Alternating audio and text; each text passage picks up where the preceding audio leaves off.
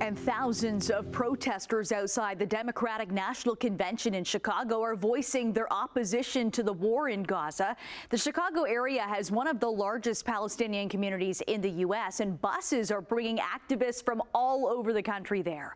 The DNC getting underway shortly after 5 this evening, and the first night kicks off with a speech by President Joe Biden. Democrats rallying around the Harris Walls campaign as the Democratic National Convention kicks off in Chicago. Vice President Kamala Harris set to formally accept her party's nomination for president. The DNC capping off a whirlwind month for Harris as she quickly rallied support following President Joe Biden's decision to stop his re-election campaign. Phew. It was just like a hurricane. One state party delegation after another, they met and they made an endorsement of Harris. So she had this wrapped up pretty quickly. President Joe Biden is set to headline the opening night. This is a man who's accomplished more in 3.5 years than most presidents get done in 8. So we're going to see a celebration of him. We're also going to see how Kamala Harris has brought the party together. Thank you, Joe. Thank you, Joe. Biden is expected to lay out his argument for electing Harris, describe all the two have achieved together, and stress the need to defeat former President Donald Trump. There is a danger on the horizon here, and that is that Donald Trump might become president again, and it's a danger that a majority of Americans will reject.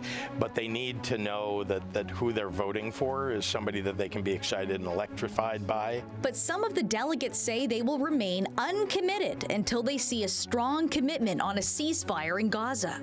We've got 30 uncommitted delegates that are representing over 740,000 uncommitted voters nationwide who voted uncommitted as a pro-peace, anti-war vote in the Democratic primary. We're looking for a ceasefire. We're looking for a strong commitment on a ceasefire. We're looking for an arms embargo for us to stop sending weapons that are contributing to the genocide there. I represent some of the over 101,000 voters in Michigan who voted uncommitted as a pro-peace, anti-war vote.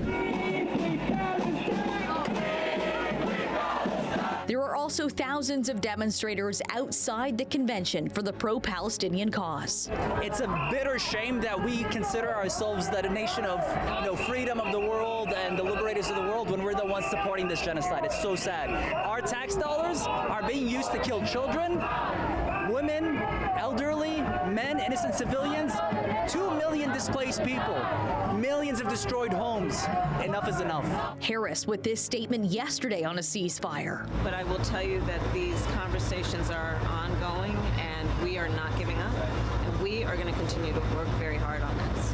We got to get a ceasefire and we got to get those hostages out. While police monitor the demonstrations outside, Kamala Harris and her running mate will be outlining their vision for the U.S. Each night of the convention will have a different theme with star-studded speakers, including former presidents and first ladies Barack and Michelle Obama and Bill and Hillary Clinton. But no major performer has been announced, leaving fans of both Beyonce and Taylor Swift hopeful that they might just show up in Chicago this week. So no, Trump, Swift is not supporting you. I didn't know that. You're telling me now for the first time. Last night, Trump shared a series of images on Truth Social, but it turns out they were all created using AI. Meantime, the latest CNN poll of polls shows Harris with a narrow lead over the former president.